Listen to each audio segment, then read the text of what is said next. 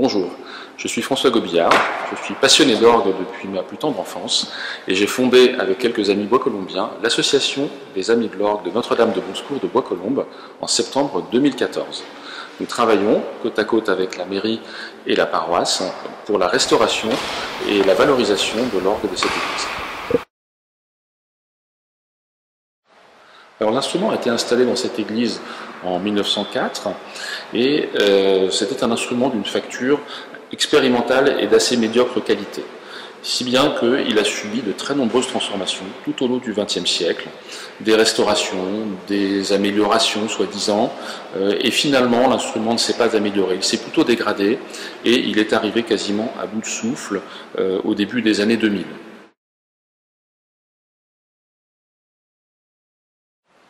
Alors nous sommes ici près de la console de l'orgue, instrument donc qui a été construit par le facteur Veas en 1903 et qui se compose de deux claviers, on appelle ici le grand orgue et le positif, et d'un pédalier qui est ici démonté. La console a été démontée de l'instrument lors des travaux qui ont eu lieu dans l'église en 2011 et n'a pas pu être remontée en raison de l'état de l'instrument. Vous voyez aussi tous ces boutons qu'on appelle des tirons de registre, qui sont autant de sonorités qui composent l'orgue, et donc à sa création, une dizaine de jeux composaient cet instrument. Ce sont un petit peu comme les instruments d'un orchestre. Chaque tirant, ici par exemple la trompette, va produire une sonorité particulière, et le jeu de l'organiste consistera à faire des mélanges pour par exemple accompagner la trompette avec une flûte dans un duo ou dans un récit.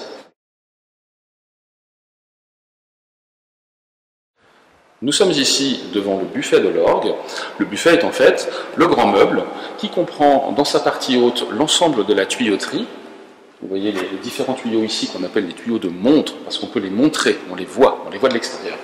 Et qui renferme dans son soubassement, on ne le voit pas ici, mais toutes les mécaniques qui permettent à l'orgue de fonctionner, et en particulier de transmettre la commande depuis la touche de la console, activée par l'organiste, jusqu'à l'ouverture des tuyaux que l'organiste souhaite faire jouer pour interpréter la musique. Alors vous voyez, quand on ouvre le côté droit de l'orgue, on a accès à la mécanique.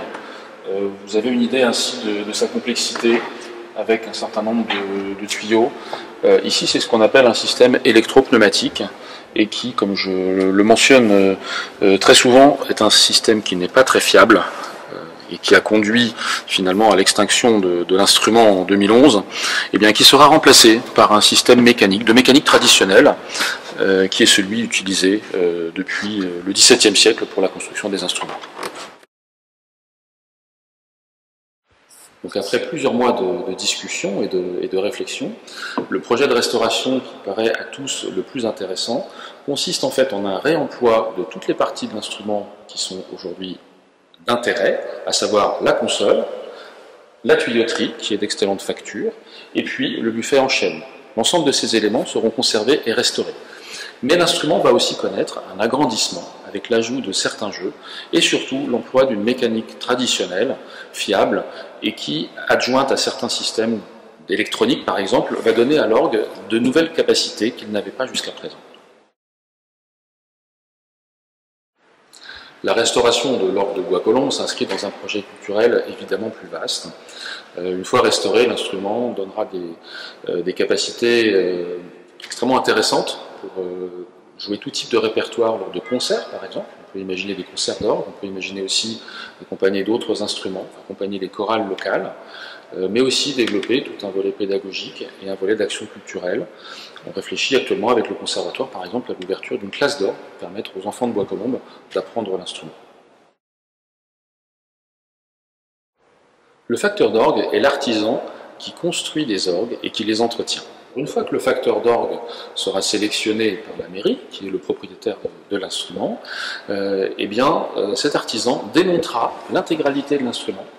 Il l'emmènera chez lui dans ses ateliers pour pratiquer toutes les opérations de restauration sur la tuyauterie, sur la mécanique, sur la console. Il va reconstruire l'instrument dans ses ateliers et une fois que ce sera terminé, il viendra à nouveau l'installer ici en tribune à Bois-Colombes. Ce qui veut dire que pendant un certain nombre de mois, la tribune sera vide et un beau jour, le nouvel orgue sera réinstallé.